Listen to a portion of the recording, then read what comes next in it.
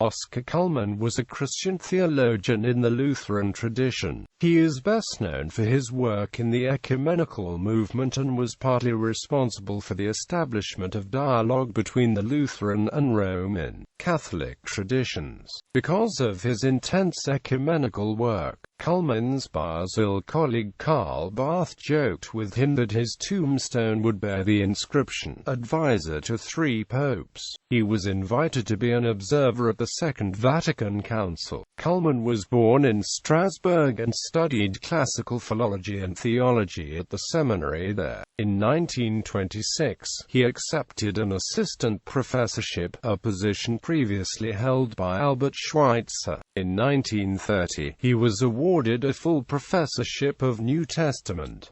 From 1936, he also taught the history of the early Church. In 1938, he began teaching both subjects at Basel Reformed Seminary. In 1948, Cullmann accepted a position teaching theology in Paris at the Sorbonne while he continued at Basel. He retired from both in 1972. Cullmann's studies on Christian eschatology and Christology drove him to propose a third position over against the popular positions of C.H. Dodd and Albert Schweitzer, known as redemptive history or inaugurated eschatology. He wrote that Jesus Christ was the midpoint of sacred history, which informs general history and runs linearly from creation to consummation. He stressed the objective reality of sacred history against the existentialist interpretation of Rudolf Bultmann, a fellow German theologian. Cullmann suggested the analogy of D-Day and VE Day to illustrate the relationship between Jesus' death and resurrection on the one hand, and his parousia on the other. Upon his death at 96, the World Council of Churches issued a special tribute to Cullmann to honor his ecumenical work.